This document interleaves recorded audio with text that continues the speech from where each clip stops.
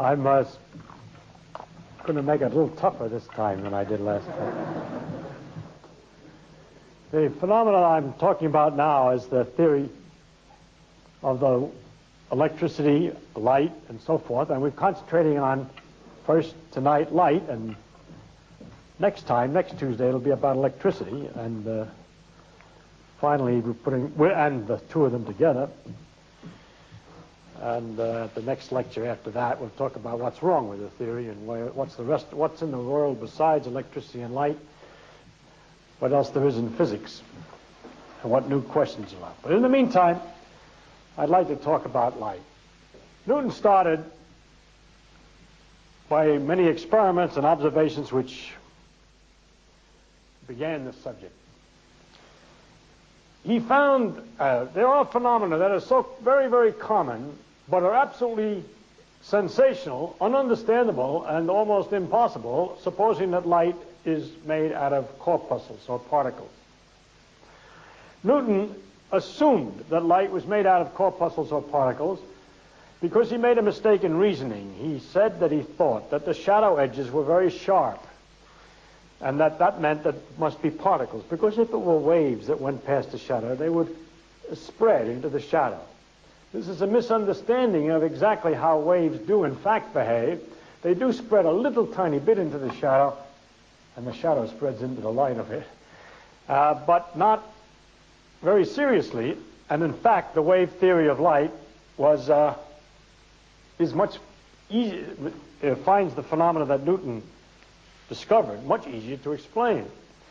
But I want to start by taking the view that light is corpuscular, that Newton had, and remind you of what these phenomena are, and then go back over Newton's attempt to explain them and see how pitiful it is.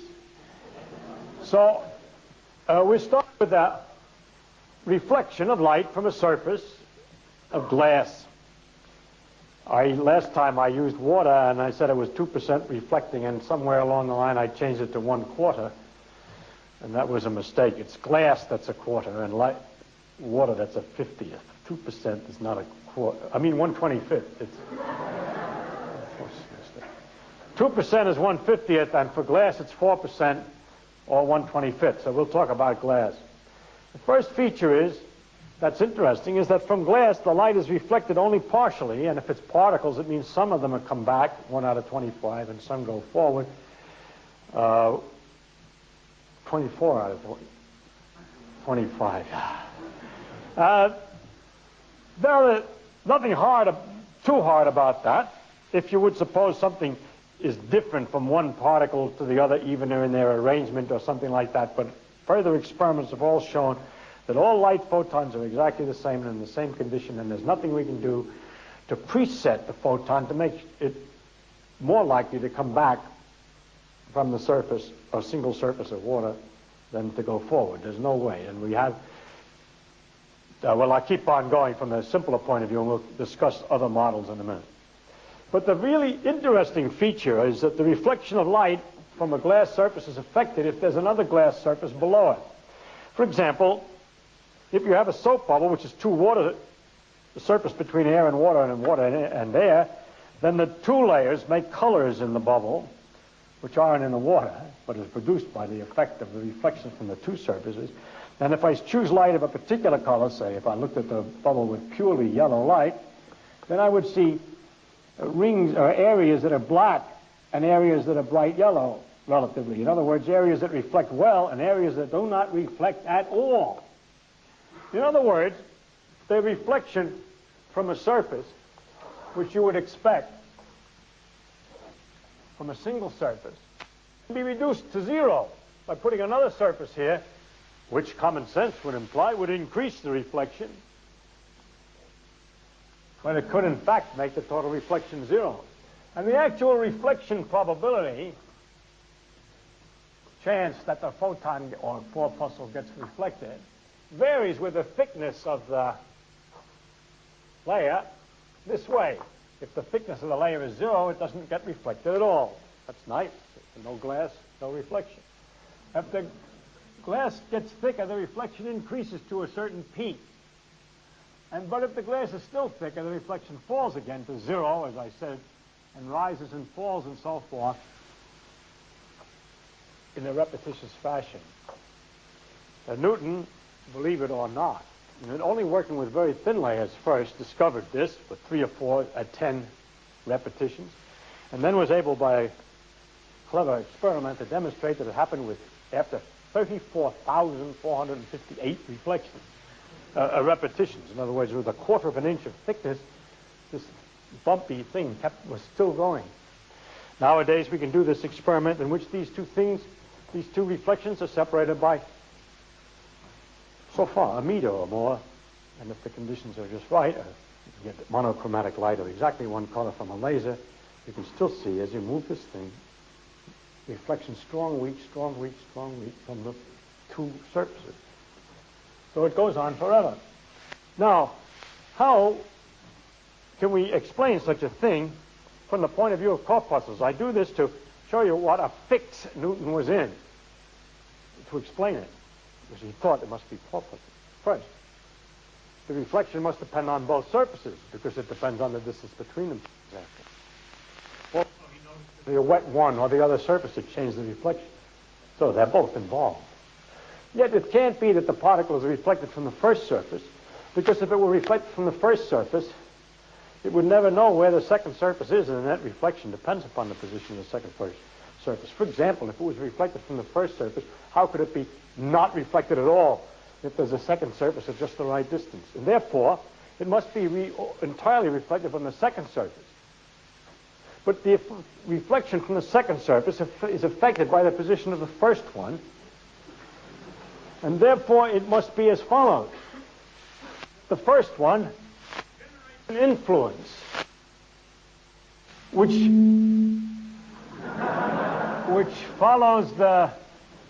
generates some kind of a wave in a medium or something of a kind that follows the particle along and changes its disposition to be reflected or not reflected. That is, it gets the particle of light as it comes through, can be in different conditions, either a condition of easy reflection or easy transmission, the opposite, no reflection. And whether it's easy reflection or easy transmission is determined by some kind of an influence which propagates along from the front surface and overtakes the light particle and adjusts it, so to speak, to make sure which way it's going. Now, this had a lot of difficulties with it. It was called a theory of fits of reflection and transmission. It's not good for the following reason. You can't get along very well with the idea that it's not reflected at all from the front surface. Because suppose you had very deep water, just a little dirt in it, then you still see the reflection just as well. And if it's not reflected on the first surface, it's impossible to explain, because that stuff which is coming, looking for the bottom surface never gets there, and yet some light is reflected. Second, if it's all the decision about reflection is made at the second surface, then it should not be expected that it would be possible to alter that decision by putting in a third surface. Now, Newton did not have available the experiment in which he used more than two surfaces. But had he done that, he would have found that the amount of reflection is altered again by the presence of third and fourth surfaces. And even though with two surfaces one might get a very strong reflection, by putting more surfaces underneath, you can reduce that again to 0. So that the decision is not being made on the second surface. The decision is made on the last surface. Then how does it know as it's going along whether there's going to be a last surface or not? Now, Newton I would say is a genius about something. Actually, he's a teacher of something. He's the man who taught us how to do or how to think about science in a modern way so that we can make some progress. He's the one who distinguished very carefully between the facts that he would develop and experimentally determine this really happened. That is to say, what really happens is that the amount of light or brightness does go up and down depending on the thickness. And that is to be distinguished from a theory to explain why it's so. He hasn't got a satisfactory theory. He did his best. I'm sure, I can tell from reading it, that in the back of his mind he knows there's something the matter with him.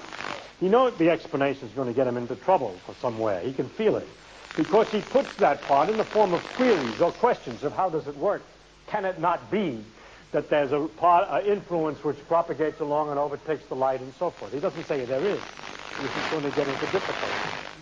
Now you're all happily laughing at poor Newton, but you have to laugh at yourself, because you live in the world and this happens, and you have these very good ideas about how things happen, and you can't figure out how such a thing can happen from common sense ideas. Save one possibility. It's not particles. All right?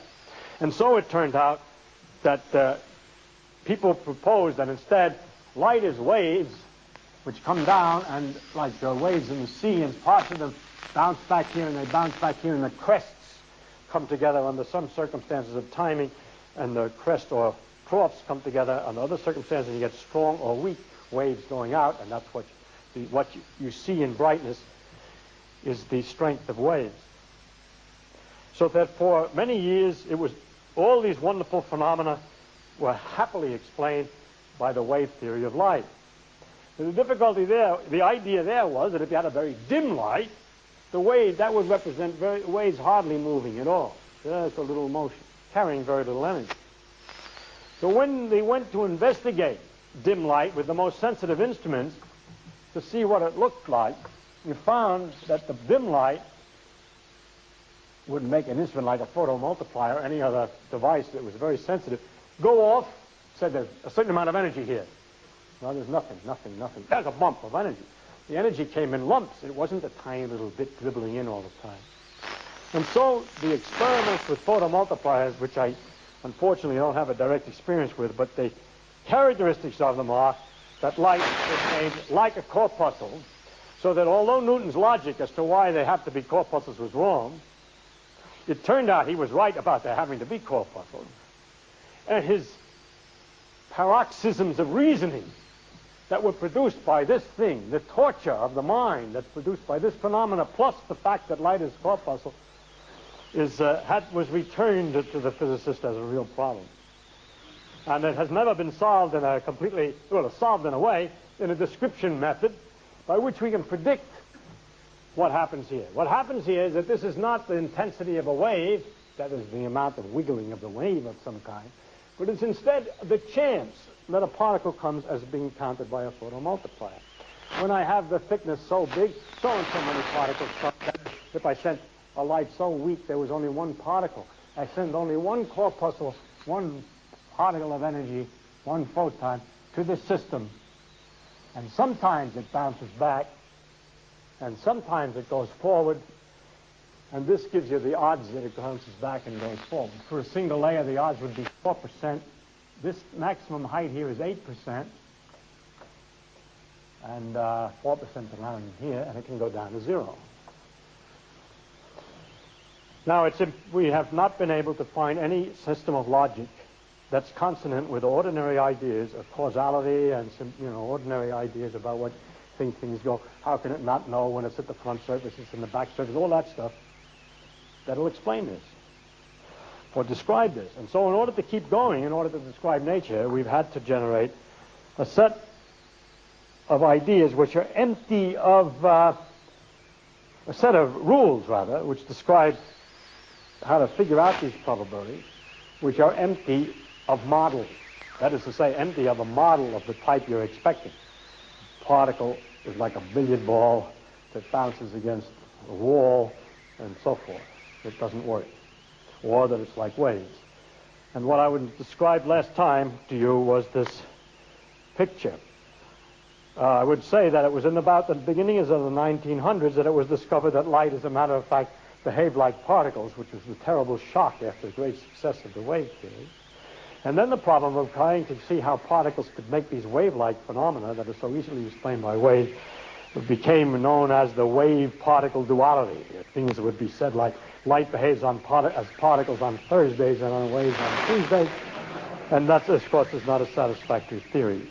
The quantum mechanical, it turned out as a quantum mechanics studied further that light is not unique in this connection, that things that were supposed to be honest, proper particles like electrons behave sometimes, produced effects like this, exactly the analogous.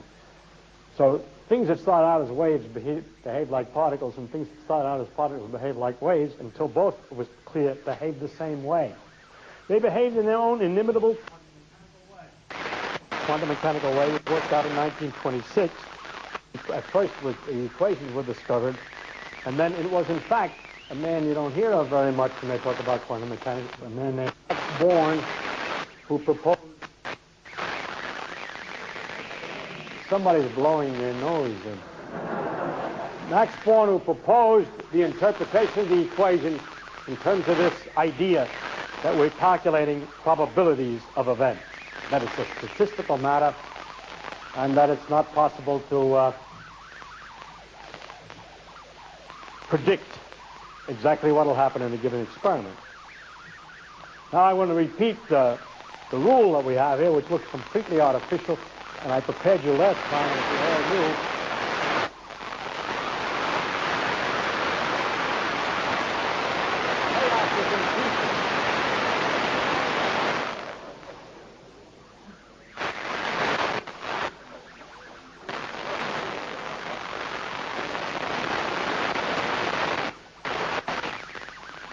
We had a similar difficulty last time.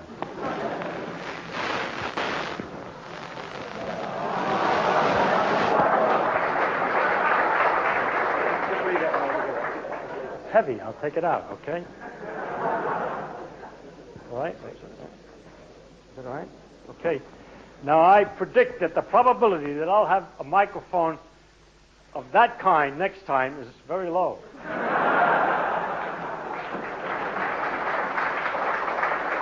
All right. Now, how do we describe this in modern physics? First, that we cannot predict what will happen. We can't tell you for a given particle whether it's going to be reflected or not. Horrors of horrors, but it's true. We give up. And second, in order to find, the only thing we do calculate is the probability, let's say in this example, that it'll be reflected. More accurately, I should say better, this way, that if you have a source of light here and a photomultiplier here to look, the probability that the photomultiplier goes off. That's what I'm calculating. I said the probability that a photon went down and bounced back. That's bad. Otherwise, they get back in the old problem again. Which surface did it bounce from? No. Just the probability that the photomultiplier goes off. All right? Now, how do you find the probability that the photomultiplier goes off? As follows. Generally, not only about light, the whole of the world is built this way, according to these modern physicists. It's just an example. Photomultiplying goes off, electron counter goes off, things like that. Probability, you calculate probability of events this way. The probability of an event that comes out in the end is proportional to the size of a circle made by an arrow on a plane, a calculating plane. Over here, it's got nothing to do with the geometry of that.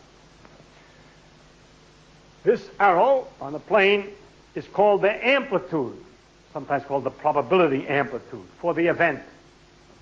So everything that you want to calculate, like the chance that the counter goes off, has a probability. No, it has a probability amplitude. There's an amplitude that it goes off.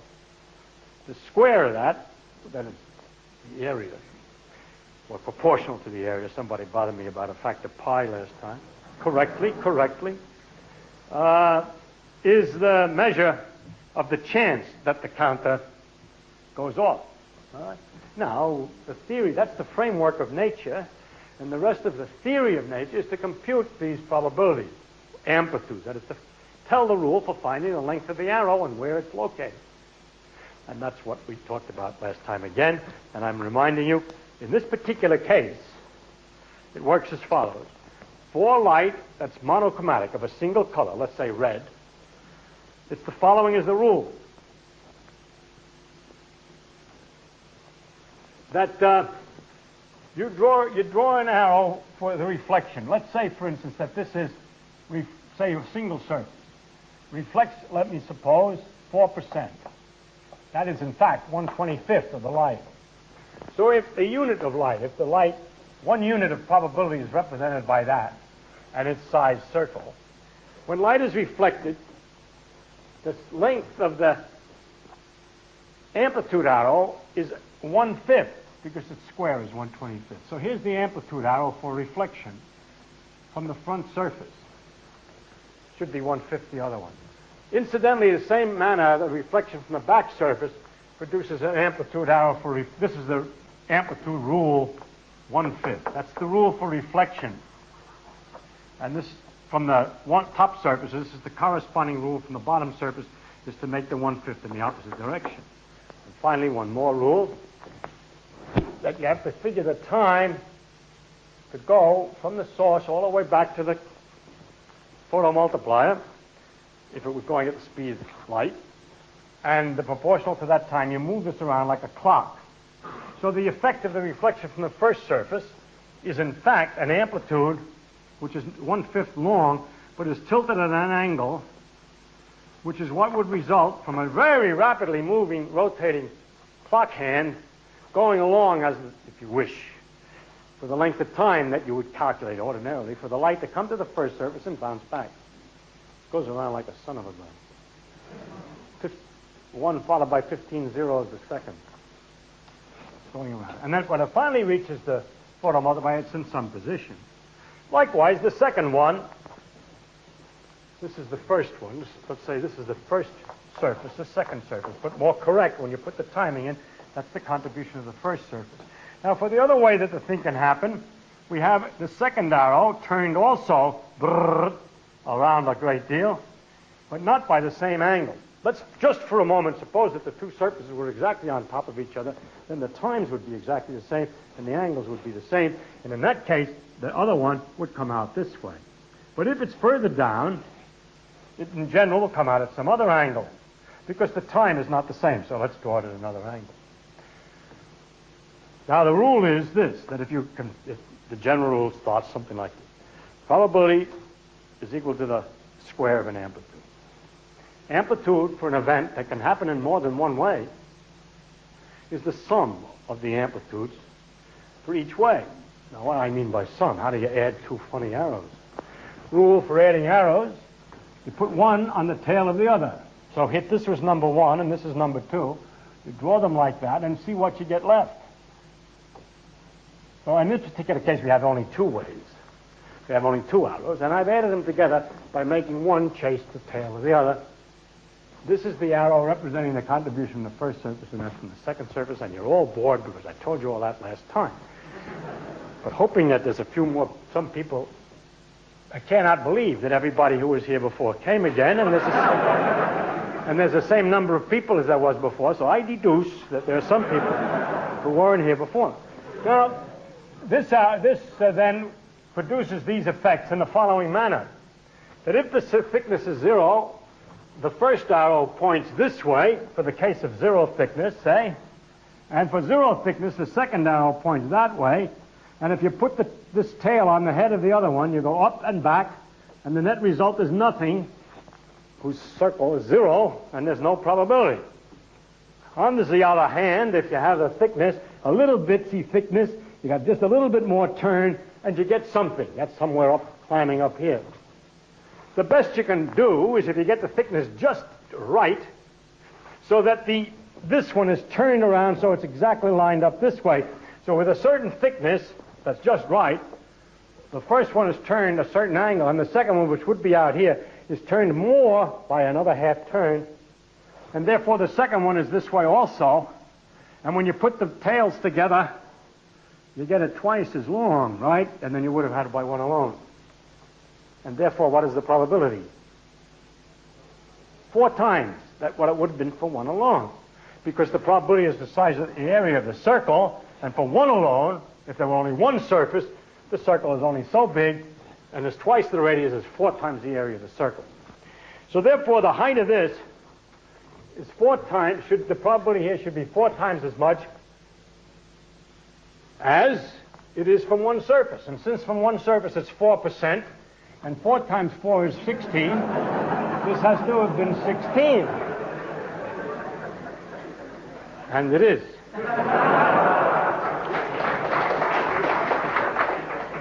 Now in this manner, of course, if we take greater thickness, the thing turns around further and further, and it goes down again, gets back into the same condition in a repetitious fashion when the timings are so.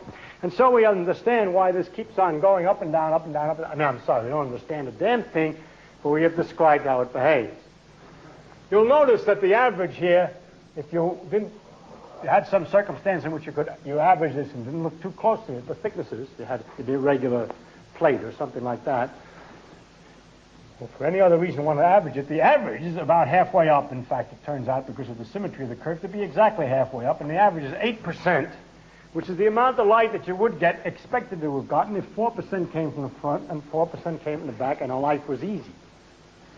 If it weren't for these bumps, there'd be nothing to that. We could understand 8% childishly, 4% from coming from the first surface and 4% coming from the second surface, but it doesn't do it that way. It sometimes gives us, instead of 8%, nothing, and other times it gives us 16%, which is more than we want, and it ends up, on the average, giving us 8%.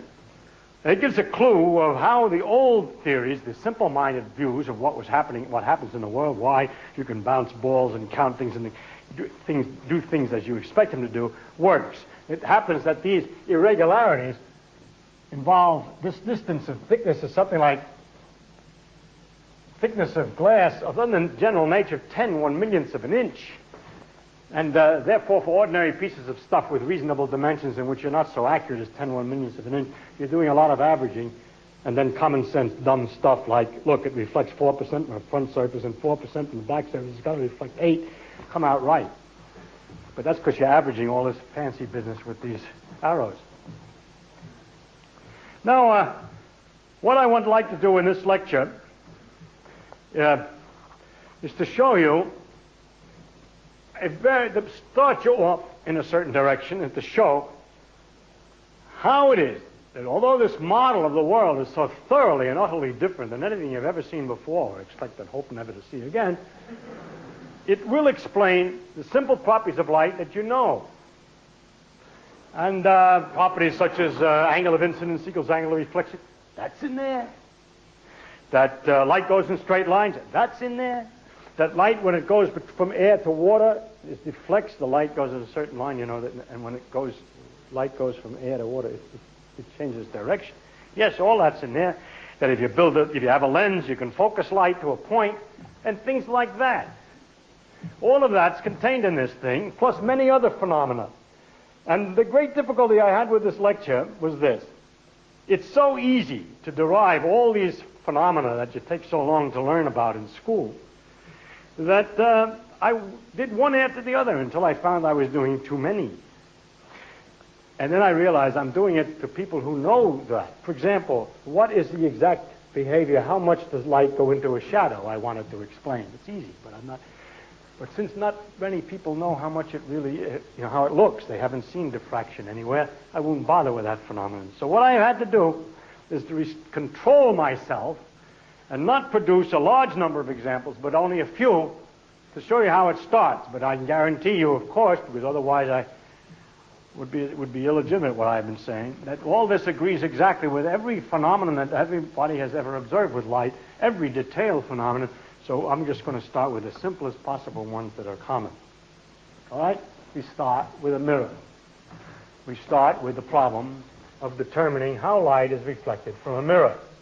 And we have here a source of light, and here the photoelectric cell, which is, the photo multiplier that's going to measure very low intensity light. We have one photon at a time go here through here, and we would like to know what the chance is that this thing gives a count. It's also possible if the light goes straight across.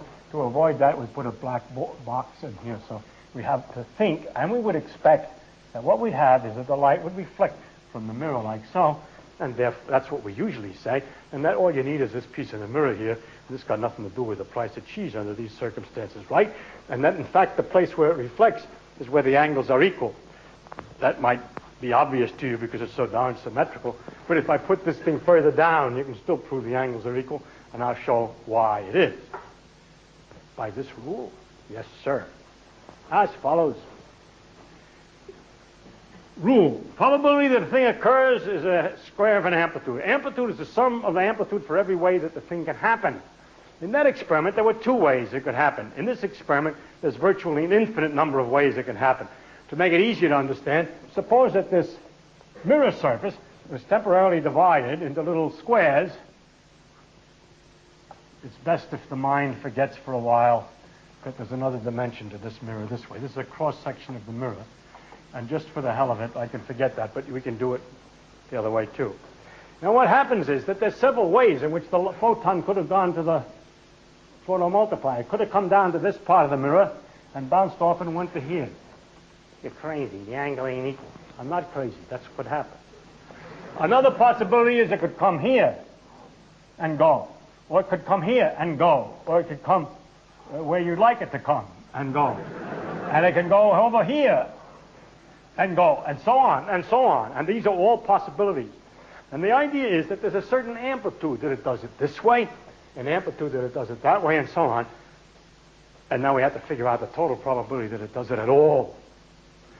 Naturally, instinctively, you're going to, I'm going to tell you the rule that the amplitude is biggest for the one where the angles are equal. No. The amplitude, there's slight variations, which we're not going to worry about. It's almost the same for this one as for that one. Let us take it easy. We make approximations here to make it easy to do, and I'm not going to absolutely exactly mathematical. I just want to explain the idea. I'm going to suppose it's exactly the same amplitude for every one of these things. But the timing is different. That is, let's suppose that the rule of that your chance that you get the amplitude to be reflected in a little square here, there's some little arrow.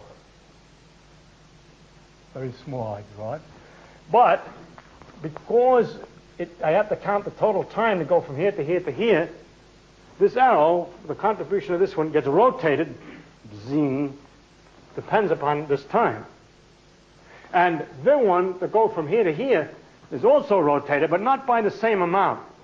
Because I think you can almost see that the distance from here to here is certainly not the same as the total distance from there to there. There's a time it would take. It's not obvious? All right, then let's take a place way over here. The time it would take to go over here and then go rushing off to here is certainly longer than it would take to go the easy way. And in fact, if you were in a hurry and you had to run over to this wall and run back, you'd know more or less that the best way to do it is somewhere in the middle there, and it isn't a good idea to run to the wall here and then have to go back. So what we're going to do here is to figure this out by a series of drawings to help us calculate. The second drawing underneath here is a kind of a graph. Let's see if I can do this with colors by some. I don't know how to do it with colors. I didn't figure it out ahead of time. But this is a graph in which I measure this way. Yeah, let's do it this way. The time that it would take to go from here to the mirror and over here, and I'm plotting it this way, directly under the place where I want it to go in the mirror. See? Now, the time it takes to go here, we just found out was pretty large, and going down, more or less, as we got near the center, and of course it's a kind of a symmetric curve, and it goes up here. What do I mean by this? Is this, let's make it very definite. If you're going to reflect from this point here, this particular route, then this is the amount of time. This height is a graph of the amount of time. There's a lot of time. If, on the other hand, colors. If, on the other hand, you were to go somewhere nearer the middle and come down this way and go so, then the time it would take is less. And it's plotted on this scale as this height from here to here. You don't have to worry about the plot if you understand the idea. The time is big, comes down, and goes back up again. That's all, depending on where you are. And now what does that mean for our arrows? It means this. The contribution from this one corresponds to an arrow like this, a little baby arrow. Baby because I made these things very tiny in the end. I told you in the last lecture that we have learned that students take 4 years of undergraduate work plus 4 years of graduate work to learn how to add these arrows cleverly and quickly. And we'll just do some simple examples. So I tell you what, we'll have to just work it out ourselves for 1 or 2 examples. But that's all they learn is how to add the arrows.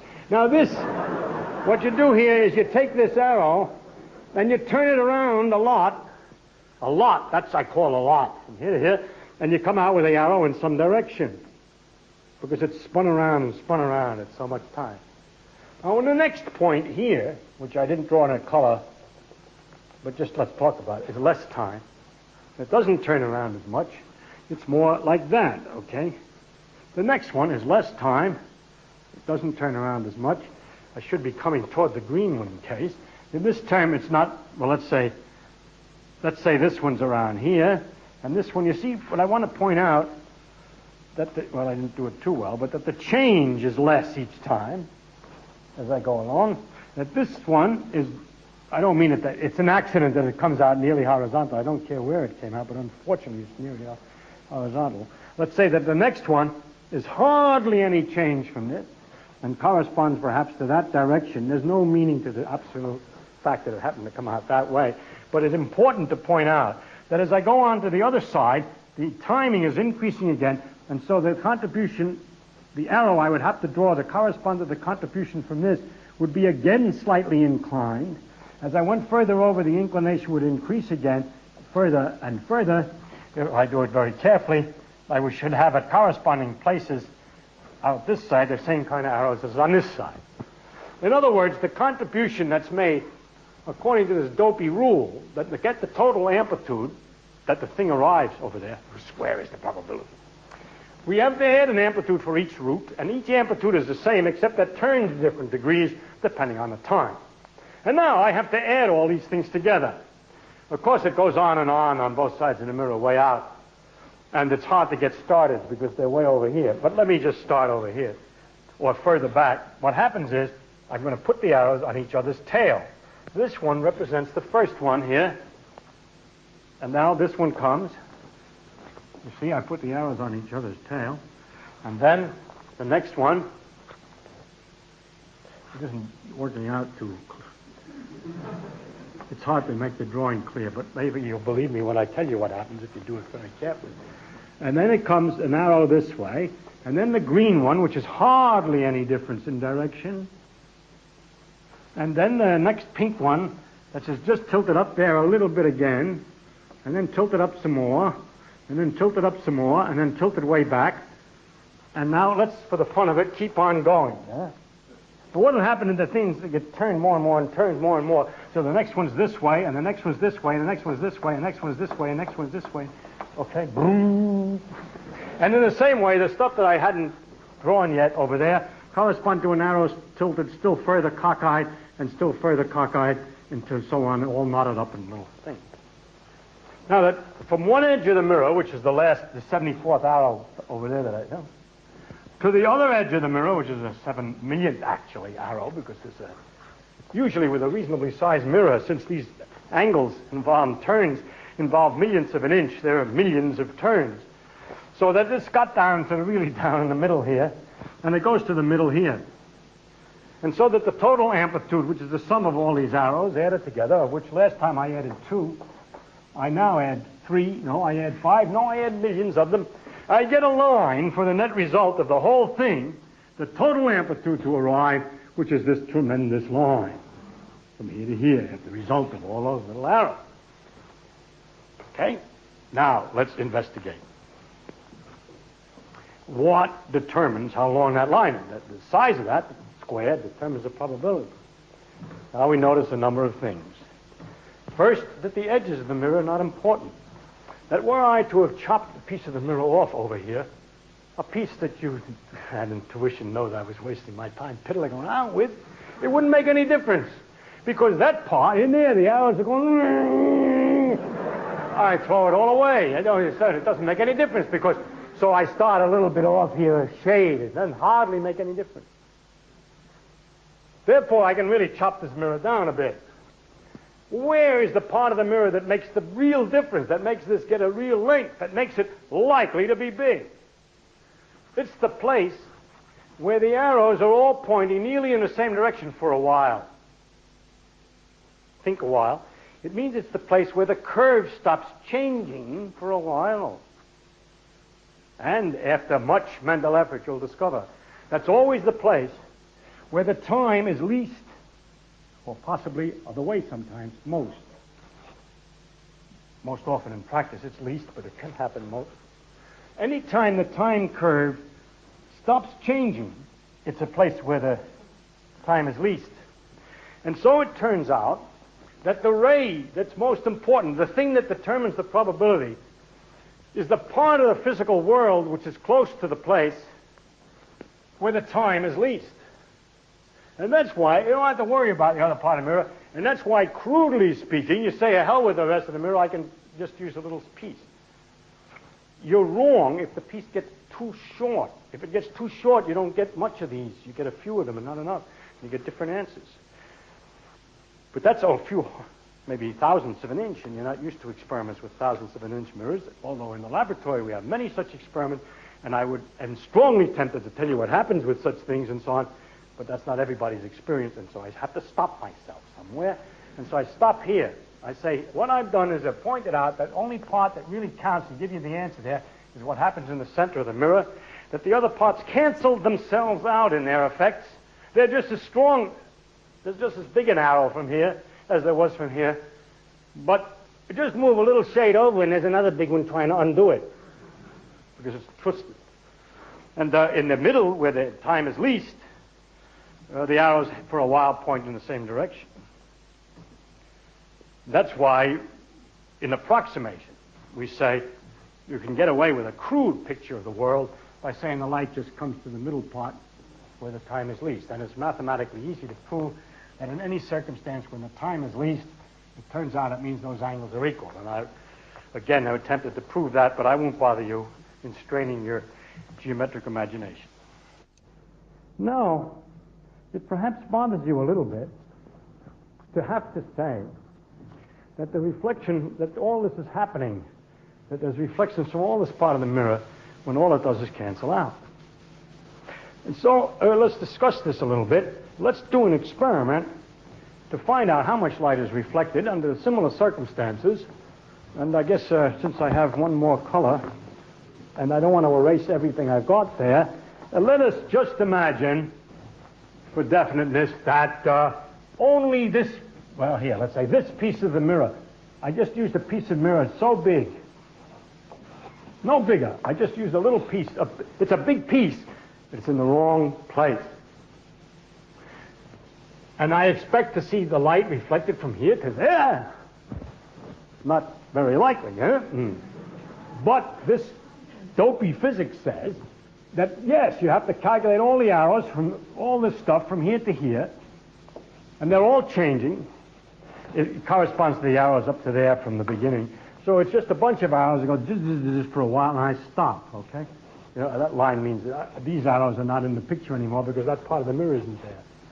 And so you see that the distance from where I started to where I finished is very small. Not zero, but very small. And it's true. Experimentally, with a finite piece of mirror, you get a tiny amount of light reflected in an odd manner. It's called diffraction from the edges, but I don't want to go into that. It's very tiny, so let's say it's zero. This idea that the whole thing can be there and doing nothing seems like a kind of a waste of time and a mathematician's thing only. It's not real physics to have something that's not doing anything. But watch this. They're going to prove that it's right by the following dirty trick.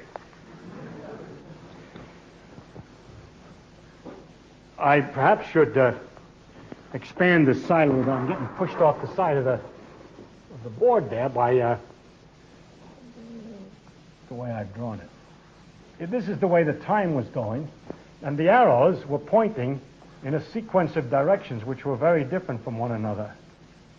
And now I'm going to do a more fine calculation, which I cut it even finer, and you would find, if it's fine enough, that I haven't got much difference in time, but I find a bunch of arrows essentially going around in a circle, very close to a circle, getting nowhere, going around and around in a circle, because some of them are pointing forward and some of them are pointing backward virtually. It's continuous, but for some contribute this way and some contribute that way. Now let's have some fun. Let's see if it's really true.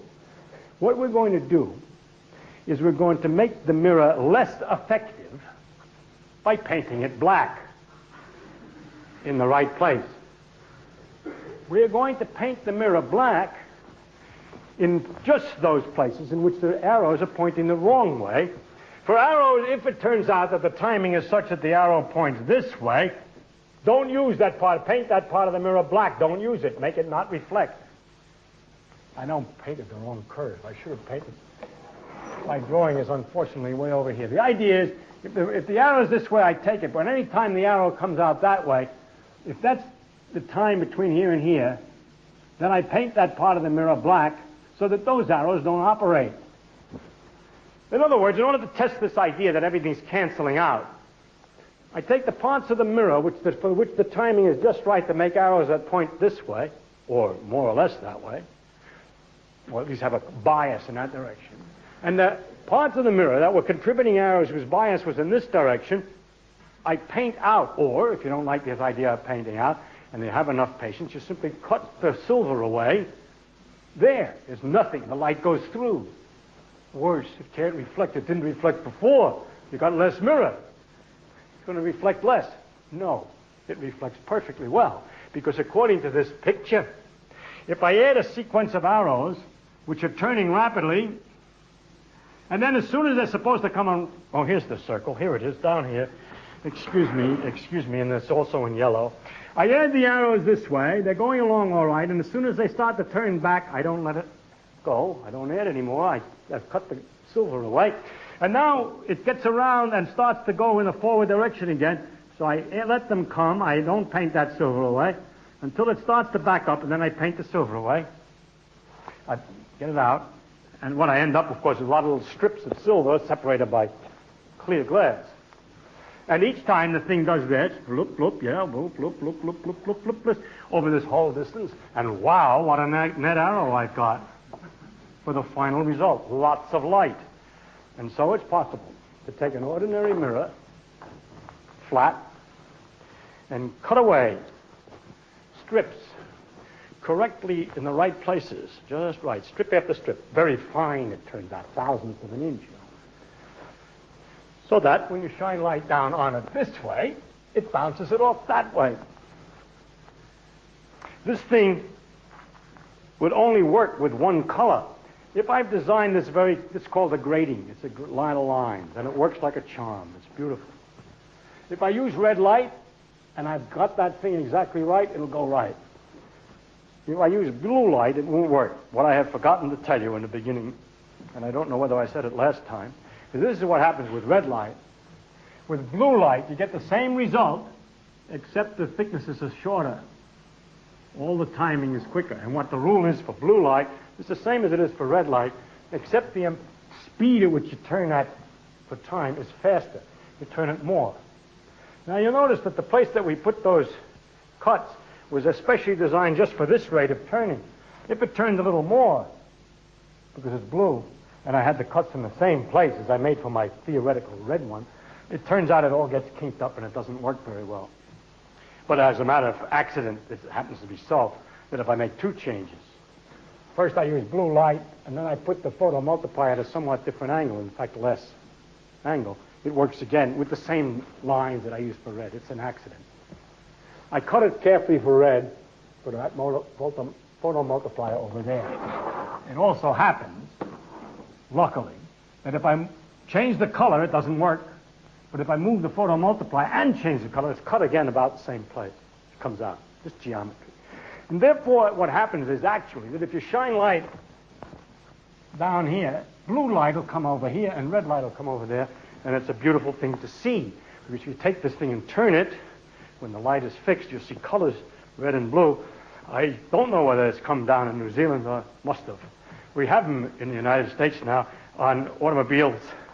People have these wonderful colored signs that you wonder where do the colors come from. They're so bright, and as the car moves, it changes from red to green to blue, and all they are is mirrors with lots of lines on them instead of, and so they're not reflecting in the normal manner.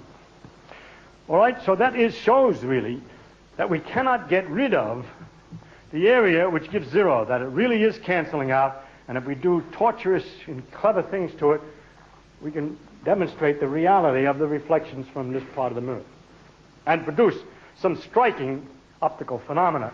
It does depend on how much of your experience is, whether this appealed to you or not, if you knew about gratings or you didn't. That's the problem with this lecture. I can go on like this explaining holograms and lasers and everything else easy, except you don't know anything about them. There's no use, but never mind. I try something else. This time I'm going to talk about light going from air to water. We would like to put the photomultiplier underwater. We'll suppose the experiment, they're going to arrange that. This is water. maybe it's easier to put the source underwater. And here's the source of light that we would like to know. Photons have a small number of photons.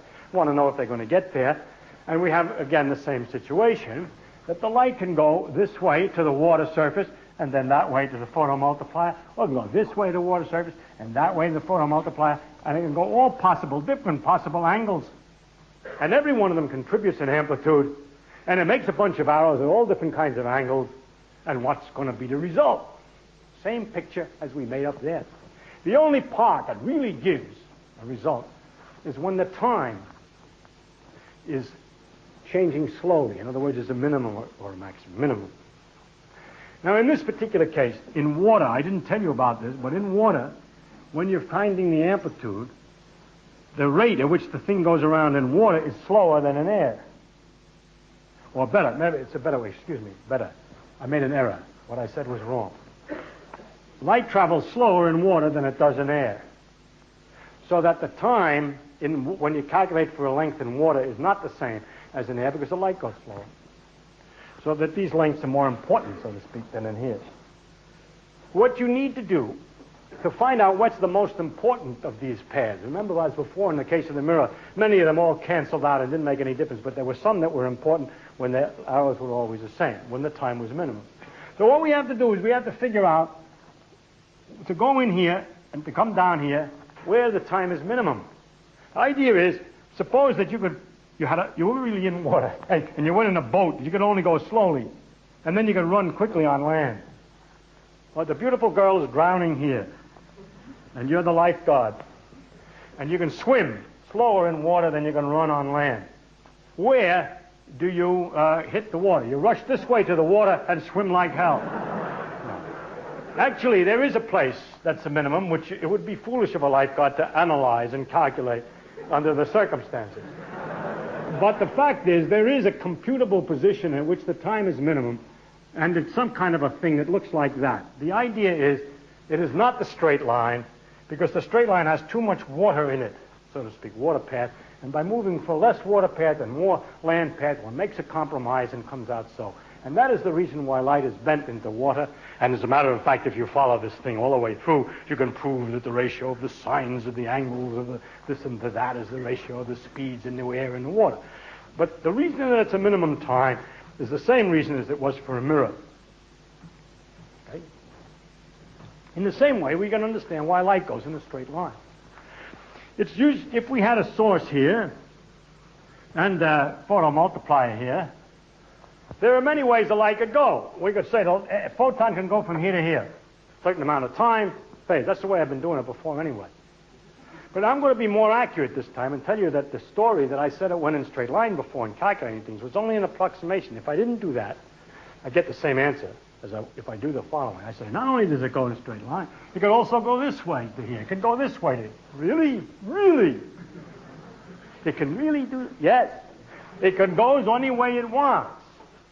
But almost always, the contributions from these different ways cancel out with each other completely because there's a nearby way that got the arrow the other way.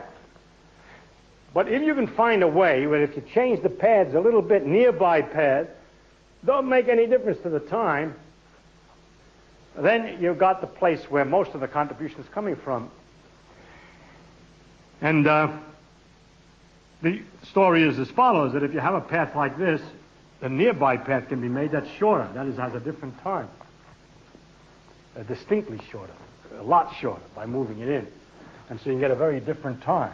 But that the minimum time comes for the path that's a straight line. And so the most important contribution is from the straight line. Remember that in the case of the mirror, I say the most important part of the contribution is near the place that is the minimum. It isn't exactly that one arrow that does it. No, it's the contribution over quite a range. And so it turns out that a light does not really go in a straight line, but it smells the neighboring lines and it uses the area around it, just like a section of mirror is necessary to get the full reflection. A section of space is necessary. If you were to put blocks in here so as to not allow the path to wander too far away, and made these very tight so that it was try to go in a straight line, you would discover that the light from this source, if you put the photomultiplier here, for instance, and didn't have these blocks, no, if you put these blocks in like this and had the photomultiplier here, let's say the blocks are pretty far apart, and put the multiplier in such a way that that line is not allowed, that corresponds to using the piece of the mirror that's in the wrong place. But if this thing squeezes tighter and tighter, after a while light begins to come here. The reason it comes is that you've only got a few of the arrows. It's just as if you used I didn't show you in this case, it's the same idea. If you did have the mirror in the wrong place but used a very short mirror, then there's not enough range for the arrows to cancel each other, just a few that go one way and it stops. And so what happens is that there's a little, if you cut this very fine, the light spreads, that it doesn't go in a straight line. And if you try, therefore, to squeeze light into a small hole to make sure it's going in a straight line, you discover that it no longer goes in a straight line. This is a few examples of how the theory of thing is worked out. Let me just do one more, which is interesting. Instead of dealing with all the net result of adding all these, in empty space, of adding all these different possible paths, is in fact turns out to be the same as if you just took this one path. Very closely, as for approximately, well, essentially that. I mean by that, there's just another factor, but the angles are the same.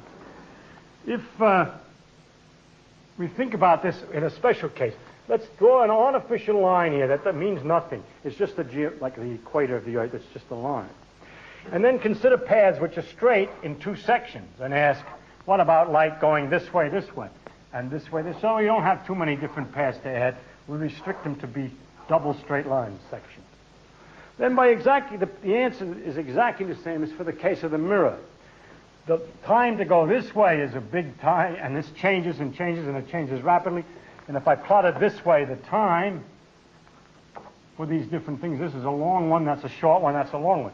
This time you can figure the time immediately in your head, because the time is just the length of that line, and you can see that that's long and that that's short. Now, let's have a different kind of a game. Let's do something to make this one longer so that it's the same as that one. Let's fool the light so that all the paths are the same length of time. How can we? I told you it went slower in glass than in air. So let's put a piece of glass in here to slow it up so as to take a little longer. Let's say we're not going to do anything to the path out here.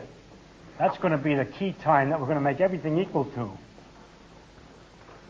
Now, the one that would go through here straight would have got there too fast. We slow it up for a while, and by slowing it up, we bring it so that the time it takes is the same. Now, there was a path that went like this, and that had a time so. It's also too short, not as much as the other one. We have to make it take a little longer, so we have to put a piece of glass in here. This glass is not as thick as this one because we don't have so much to offset. The nearer we get to the top, the less we have to use glass to slow it up, and the very last one needs no glass at all. When you put all these funny pieces of glass in there, the net result, of course, is that you're putting in a piece of glass shaped like so.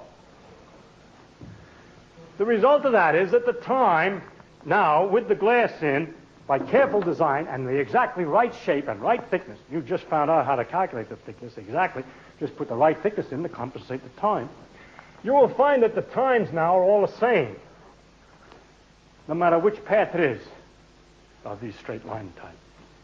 What happens then? Now, each one of them contributes its amplitude. Yes, amplitude, same time, same, whatever the angle of one of them is. The next one's the same, next one's the same. You straightened out the arrows. What a dirty trick. You straightened out the arrows. And there's a lot of arrows. There's millions of arrows. And so the result of this is that they get, for the final result from the front to the tail, a sensationally large, unexpectedly enormous arrow, a high probability of going. Of course, you know what I'm describing. A focusing lens. If you have a source of light here, and it just sends light to here, it's kind of weak because it spreads. But if you put a lens here, it'll concentrate it right away again back to here. And that means concentrated light means high intensity, and really high intensity means lots of photons. Or if the light was weak, the chance of a photon arriving is very strong at this particular point and very small everywhere else. And so by the trick of arranging things so the times are equal, we focus light.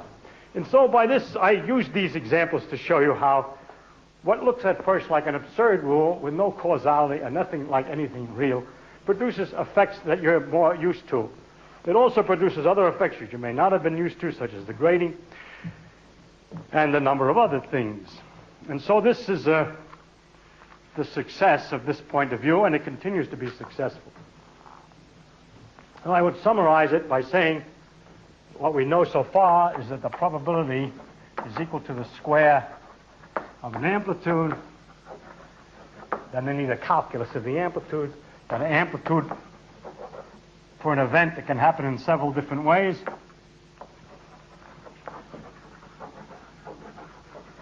In different ways, I should have written this in the beginning, is the sum of an amplitude for each way.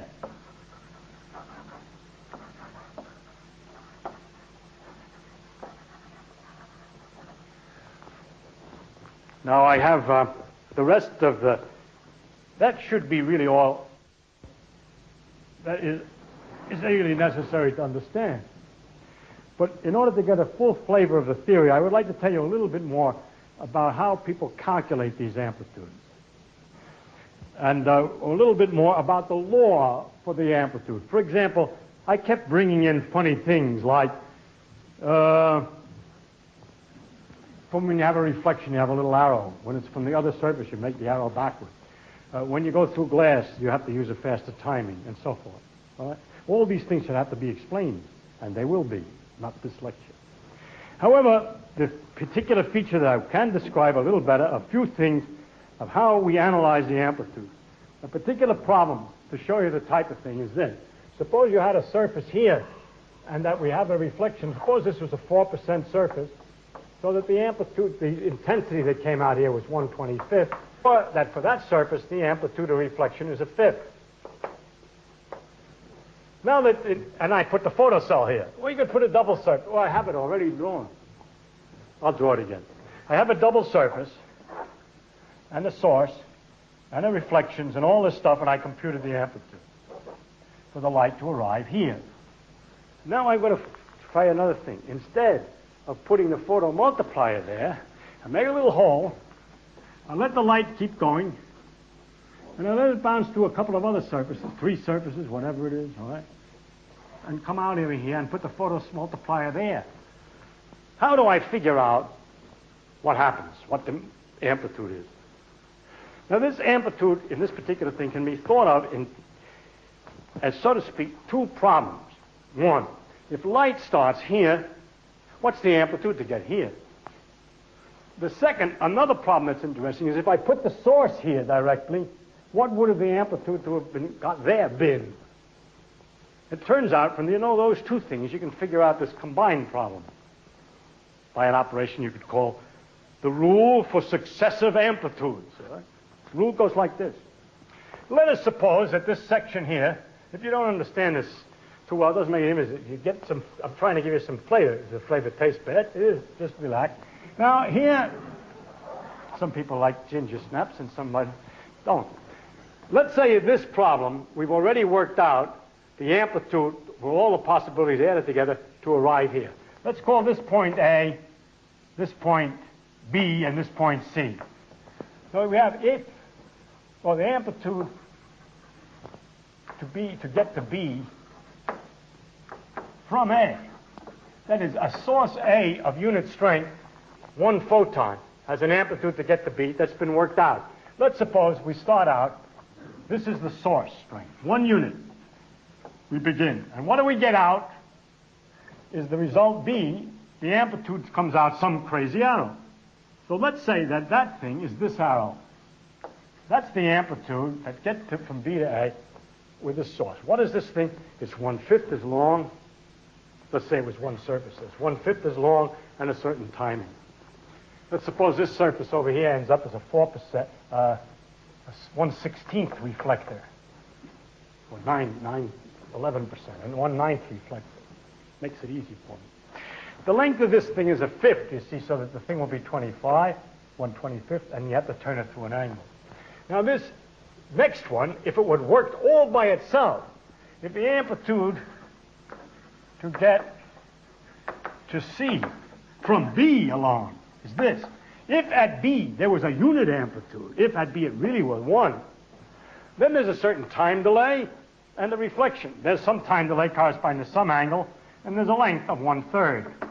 This happens to do with the time delay. The time delay, I mean, from B to C. Now, what would the result be? Why do I say 1/3? Because the area of the square would be 1/9, which is what I said the reflection should be. Now, what will be the amplitude to go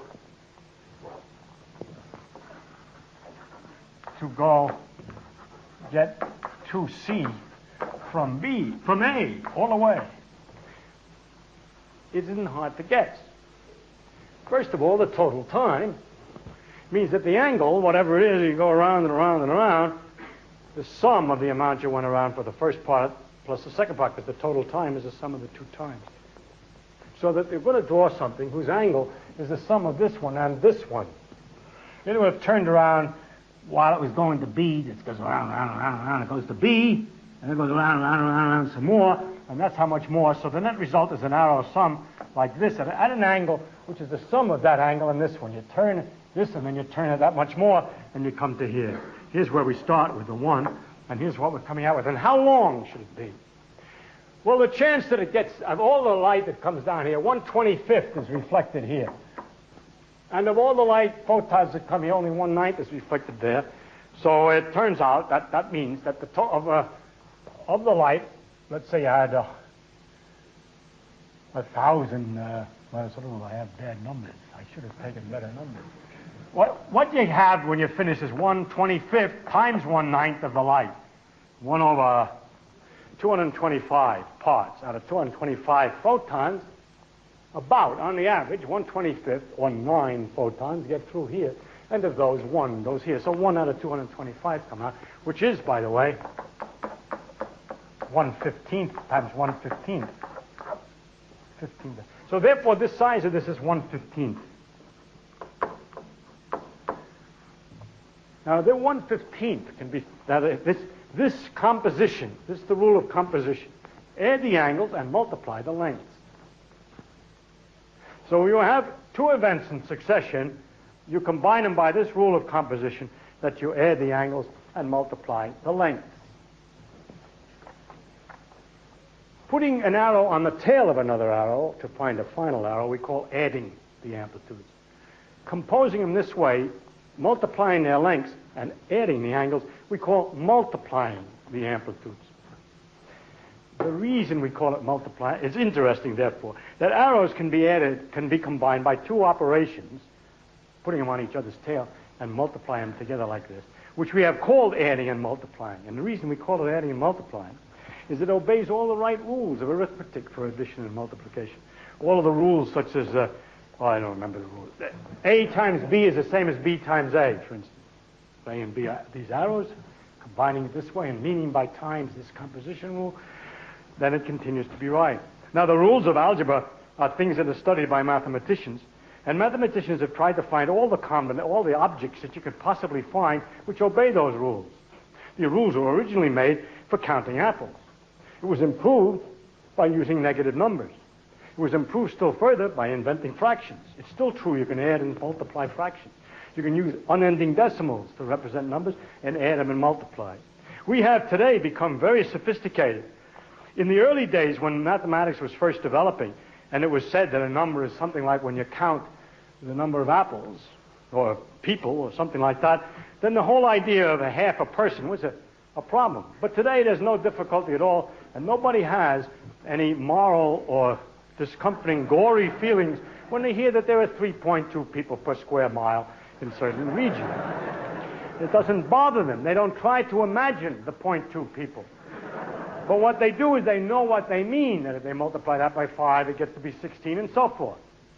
And so some things that can satisfy the rules of arithmetic can be interesting to mathematicians, even though they're not represented by numbers of apples, absolutely, and without having to picture exactly what it is. And these arrows on a plane, which can be combined by two operations, tying them on each other's tail and combining them by this multiplying and adding angle business, those two rules, adding and multiplying, obey the same rules as algebra, and these amplitudes are in fact called some kind of numbers by mathematicians, and to distinguish them from ordinary numbers, they call them complex numbers. Makes it hard, in other words. So for those who have studied 4 years of university, or enough algebra to have come to complex numbers, I could have said all this by simply saying amplitude, the probability is a square of a absolute square of a complex number. The amplitude is a complex number, and the probability is its square, and that when the thing can happen in more than one way, you add the complex numbers, and when it happens in succession, you multiply the complex numbers. And have I said any more than I did before? No. It's just a different language, and it made me sound better, and the only reason I use that different language is because some few of you may have heard of that language, and it would be nice to make sure, I just wanted to make sure to you that it was really the same thing. For those who have never heard of it before, the idea that that is multiplication may be disturbing, and I think I waste a little time on the side, and nothing to do with, well, I think I waste time. I'm late, so I shouldn't waste time. I wanted to explain why it's reasonable. I can't resist. I want to explain why that is a reasonable way to define multiplication. This is a stupid thing. It has nothing to do with our lecture. I call it multiplication. That's enough, but I have to play anyway. What is multiplication? And the Greeks wanted to use numbers that were not necessarily integers, and they did it by talking about lines. If this is a unit, then the line, this length, represented the number 1. Whereas a number like 2 would be represented by a line which would be twice as long. That way you can represent fractions and so forth. The third is long, 2.5 times long, so forth. So here's 1. 2 is the relationship of this line to that. Now 3, you might get, is the relationship of this line to that. All right? I have to write the unit. In order to understand what this number is, I have to tell you how big 1 is. Now what's 6? The product of 2 and 3. It's a line also. It's a line. It sticks way out. And it's like so. It's got 6 notches. Oh, it's 6 notches. And the way of looking at it is to say that the problem is this. I want to convert 3 to 6. I want to multiply by 2. The idea is that the 3 line that I had before bears the same relationship to the answer that I'm trying to get, the 6 line, as the 2 bears to the 1. 6 is twice 3 in the sense that this relative to that is the same as the 2 to 1. Right? The idea is then that the answer of multiplication should bear the same relationship to one of the things you're trying to multiply as the other thing does to the unit. Voila. Let's see. I want to multiply this by that. And what I have to do then is to create a line which bears the same relationship to this line as this one does to that. Yes? I have to, just like I did over there, I have to find a new answer. It has to have the same relationship to this line as this has to that. Now let us draw the answer that I drew over here, so you can see its relationship to that line. What's the relation of this and this? The relation of this and this is a certain proportion in size and a certain angle. Can you imagine that thing turned so it's in this, and you see that it's the same angle and the same proportion as the original 1/5 to 1. In other words, the relation of this line to that is the same geometrically.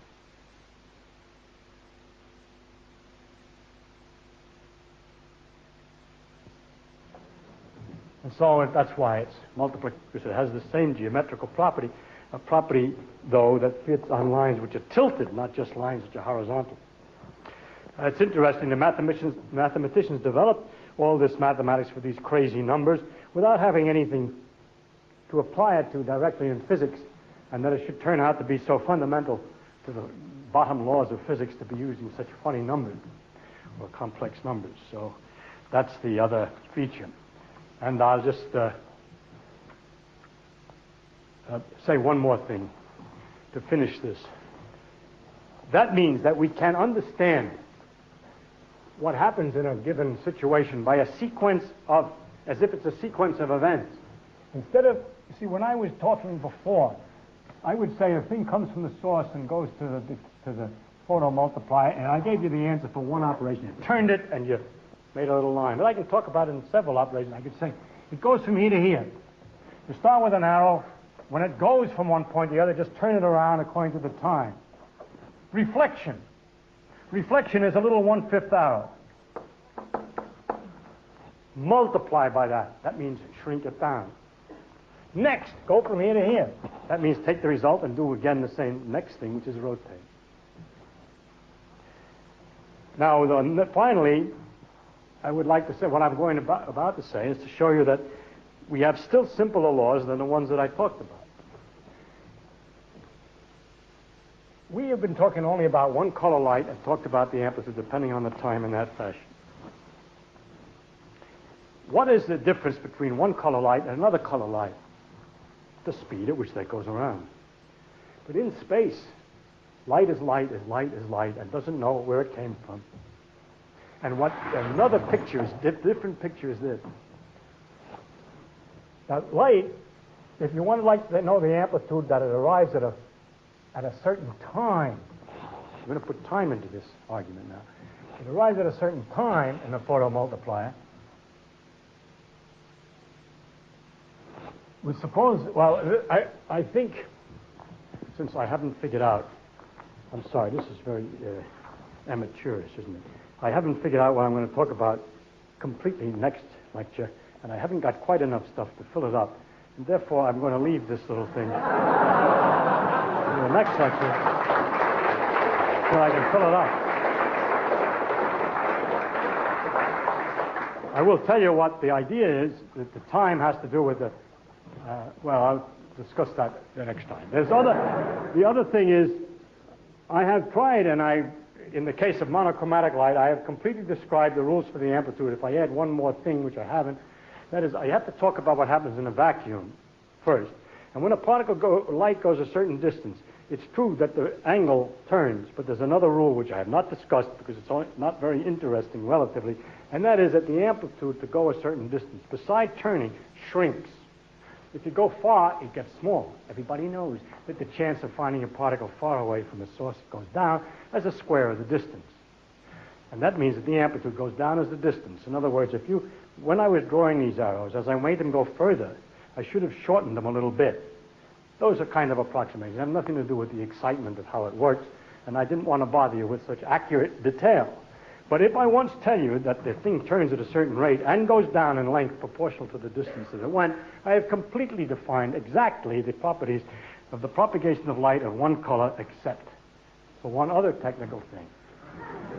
Light, as it turns out, even if you specify the color, I have to say this in order to tell you exactly, how much you know and how much I haven't mentioned. Even if you specify the color of the light, there's one other feature that light can have. There are two kinds of photons with the same color.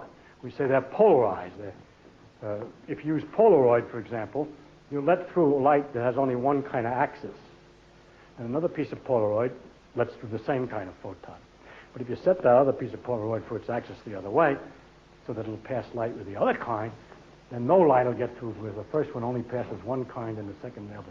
All these effects of Polaroid and polarization have been entirely left out of this discussion. Why? Because my purpose is to give you a complete feeling of the difficulty of the subject, of the interesting philosophical problems about probability, the succession of amplitudes, how little we really understand, and so on. And the fact that there's two different kinds of photons is not qualitatively different. It just means a little bit more calculation, but of the same style. It doesn't change the style of the analysis. And therefore, in spite of the fact that I've left out a number of things, such as how the amplitude changes with distance, and the fact that there's polarization, makes my lecture incomplete in the sense that I therefore have not given you the exact law for the propagation of light. Not quite, but damn close. So close that it contains all the mysteries, all the peculiarities, and so forth in a perfectly satisfactory way. And I hope then that you're satisfied and you're confident that I haven't left any essential difficulty out. The things I've left out are not difficult. They take just another lecture of technical points rather than any new difficulty.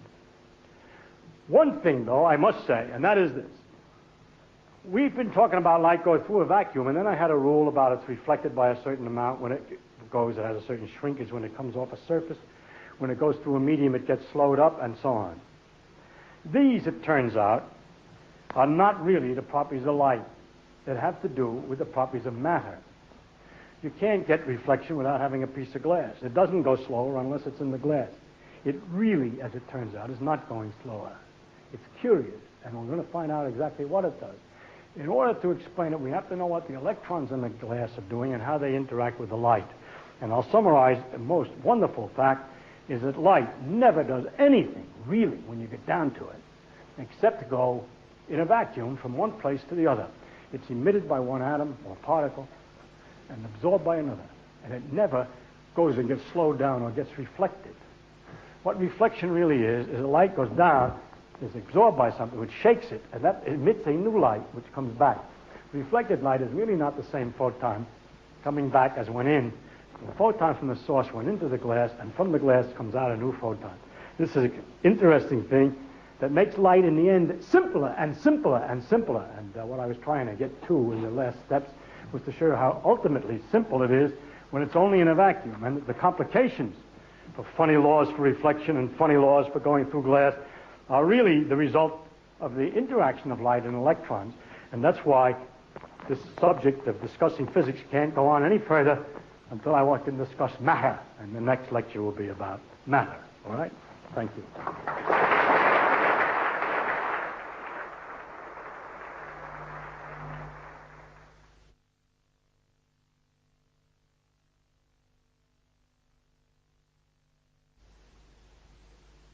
I put together a theory about photons and electrons, and I took it to my physics teacher, who said it's not right. Since he didn't describe the theory with great detail, I cannot answer. But I will say something that I forgot to say in the lecture. One has the advantage of using questions to finish the lecture. I really had. I must emphasize something that is a very great danger of talking about what happens in an experiment with one photon. Because after a while, you get the idea that these arrows are somehow associated with a single photon. It's a mistake, and I should have not permitted that mistake to be generated by mentioning as early as possible that it's not right, and that what it is, these amplitudes are not the amplitude to find a photon riding around somewhere, but the amplitude that an event occurs. And I give an example why your professor probably said no, by giving you a problem, so to speak, of the kind that we answer with these amplitudes, which is of a different style than the ones I've been mentioning, and requires more thought. And I would just at least, and then, as I say, I don't know exactly what your theory is, and maybe it's okay to satisfy this example, but nevertheless, let me know next time. The idea is, suppose that we have a problem with two photons. Suppose that we would like to know, just to take a definite example, that we have two sources of light. Each one has been arranged to two sources A and B, and it's been arranged that both A and B emit one photon under some circumstance, and you have two counters down here, two photomultipliers, and you would like to know what is the probability they both go off. All right? So the event whose probability you're computing is the probability they both go off at the same time, that this both emit, that there's a coincidence that they both go off at the same time. Now this has an amplitude, the amplitude for the two photons, so to speak. In one, there's only one amplitude, the amplitude that both go off. And I should have emphasized that no matter what the event, no matter how many you're involved with and so on, you talk about the complete event and calculate the probability of it, not the probability for each photon. Now in this case, to compute the amplitude for a photon, to both counters to go off, supposing that one photon came from each of the sources, it has to be done as follows. One way it could happen would be that this A source gave a photon that went off, and the B one gave a photon that made the other counter go off. Let's say this counter is called X, and this one's called Y. X went off because it received a photon from A, and Y went off at the same time because it simultaneously received a photon from B. The net result of the experiment is that both A and B have lost some energy, and the two counters went off at the same time. How do I compute that amplitude? Answer. You compute the amplitude that A would reach X from arrow. That's the amplitude A would reach X. You compute the amplitude that B would reach Y, another arrow. Actually very similar in this particular example because of the symmetry of the picture, but it's not relevant. What is the problem with amplitude corresponding to the thing that both should happen? You can get a hint. Well, what the answer is the product of these two amplitudes in the same sense that I talked about before, multiplying. You're going to get an idea of why it's multiplied in this sense because of this. It helps a little bit. The time, if there's a certain chance that this reaches here, like 1/5 of them will reach here, and 1/9 of them will reach here, then the probability that they both reach is the product, and you've got to get that back into the amplitudes, and it's a clue. At any rate, you should multiply the amplitudes not only of things that happen in succession, but things that happen independently at the same time.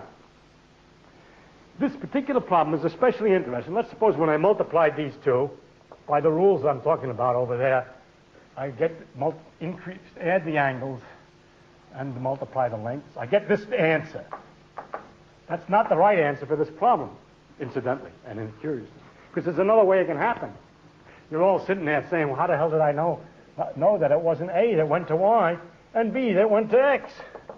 Well, if I say that this was, remember, this one was A to X, and that was B to Y. Now, if I say A to Y, that's a different arrow. Why? Because it's a longer and therefore different time, and therefore this particular arrow is turned more. And likewise, B to Y is turned more. I'm not drawing them correctly because there's a symmetry. There's a similar arrow. At any rate, the net result for that case is some other arrow for the other case. Now, what do you do when you have two possibilities? If a thing can happen more than one way, you add the amplitudes for the two ways. And the net result for this problem is to tie one of these arrows onto the other, and that's the answer, the length of that. And now what we have is something which is all the elementary textbooks say is impossible, interference between two photons. Or more correctly, you get pluses and minuses depending on the angles, strengthenings and weakenings, depending on the positions of these two counters relative to each other. This is used, as a matter of fact, and was invented, I think, locally. Perhaps not in New Zealand, but at least in Australia.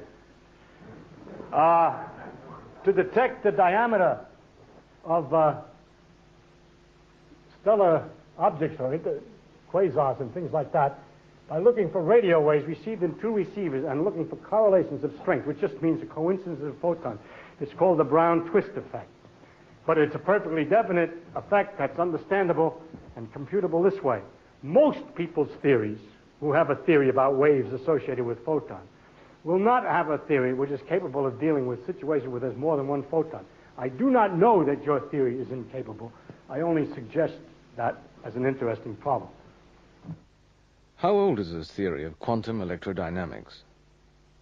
Present complete form is from 1948 or 7, 8. Therefore, it's 30 years old.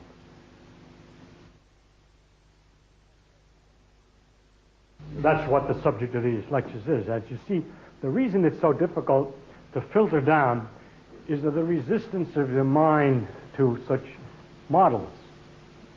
People who hear that all I'm going to do is make a couple of arrows on a board to calculate the chance that something happens, says this guy doesn't know physics. But this is the guy who knows that that's what you have to do and admits, therefore, that he doesn't know why he's doing what he does. And you can have the confidence that when I say I don't know what I'm doing, that probably nobody else does either.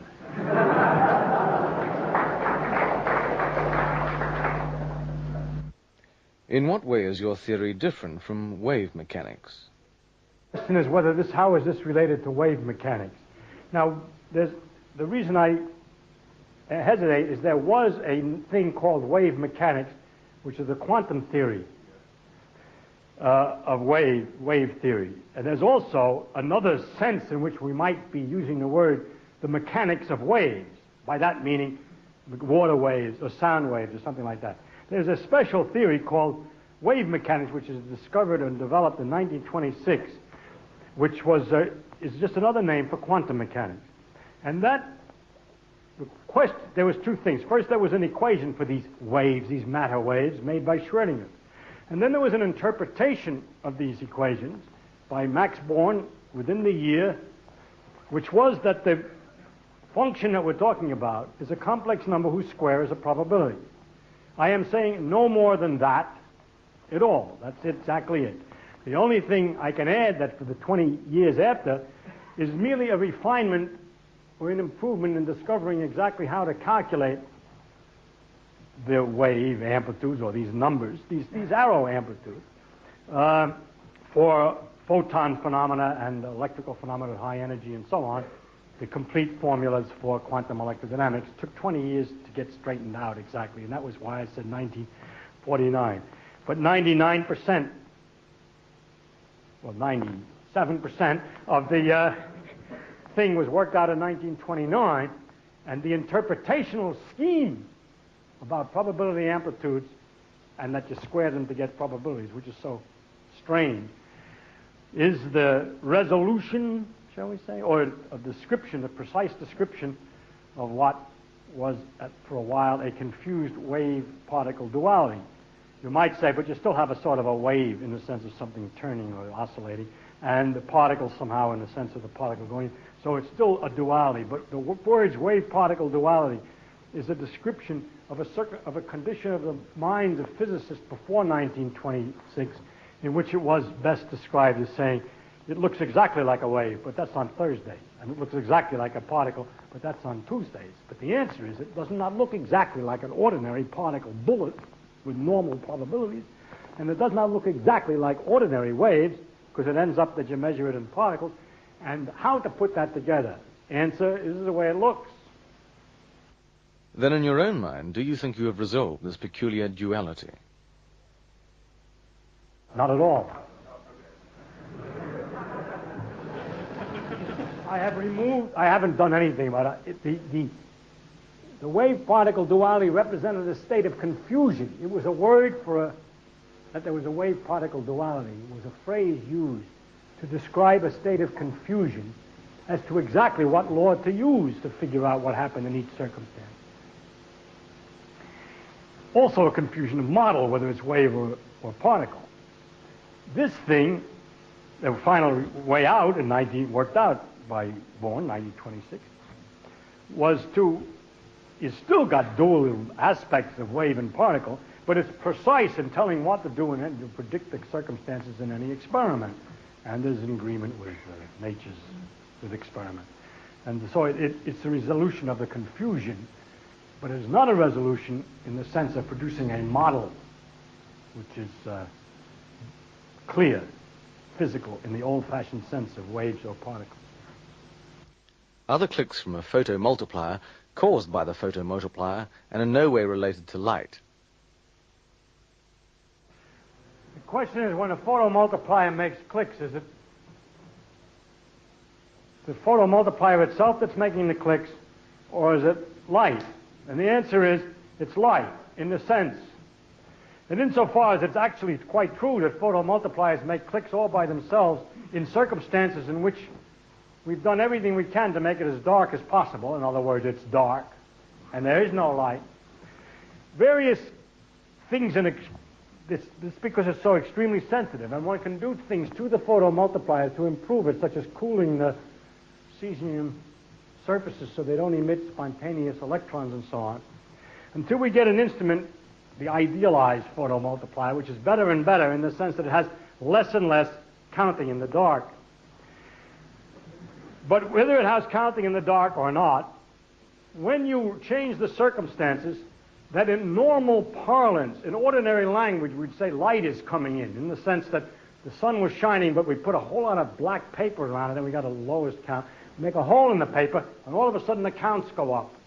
In all those circumstances in which we would expect in ordinary language to say light is going in, and in all those circumstances the counts on the photomultiplier are increased. And the increase is by an amount that depends upon how much light is let in. The increase. If you improve the photomultiplier so the dark current is much less, you get the same number of excess counts due to making holes in the black paper. Because the circumstances in which the photomultiplier increases its count are those which are commonly associated with circumstances in which the common English use of the word light is used. We use the same word and say, when you have a situation that you would say light's going in, I'll guarantee you the photomultiplier will go off. Is light then wave-like? No, it's discrete. It always works discretely. Ah, yes, discrete. Because no other instrument has ever been designed or can be designed, if people have tried and they've argued about it and discussed it, whether I build a photomultiplier or any other instrument for the detection of light of low intensity, it always ultimately behaves in this pulse-like manner. I only use one example, but every instrument that detects light at sufficiently low intensity always ends up discovering that light comes in these lumps. Also, the behavior of light in many other circumstances, like in in hot regions and so on, Planck discovered that he could not understand that many of the properties of the distribution of light from furnaces and so forth and other technical situations unless the energy of the light could not come in arbitrary amounts, small amounts like the wave theory expected, but had to come in definite lumps of a certain amount of energy depending on the color. And so it's all this, not just a photomultiplier, but all the other experimental situations and so forth, which it's impossible in a popular lecture without 4 years of study to produce and to demonstrate again and again all these experiments to produce the kind of conviction which one would get from a long experience. It's unfair of me to say you've got to believe me because there are all these experiments, but the best I can do then is to refer you to other books and stuff where experiments are reported of all kinds, which will show you that that's the way it looks. That's the best I can do. Can your theory explain the redshift or blue shift of light from stars? Yes. Yes, and that was a point that I was coming to, but I'll try to, because of the time, I guarantee you, if you promise to come next time, which is next Tuesday, I will contain it. I had intended to put it in this lecture, but I saw that was one of the things I was coming to. The idea is relatively simple, and I'll try to explain it. The color of light has to do with the speed at which that amplitude turns around. I never talked about how the detector would look, or the photomultiplier would see if it was moving toward the source. But what happens is that the time that we're talking about to get the amplitude is always shorter as it approaches the source. And because of this changing timing from the motion on top of the rotating, it appears as if the arrow effectively at this multiplier is turning at a different rate. And that is equivalent to what would have happened to the multiplier if it's standing still, but the light source had a different color. And therefore, the behavior of an instrument which is moving toward a source is to react as though the source was standing still, or the object was standing still, but the color were bluer. All right? It's not very clear, but I perhaps make it better next time. Right, well, we must make a break there. I'm sure Professor Feynman needs all the time he can to get his next lecture.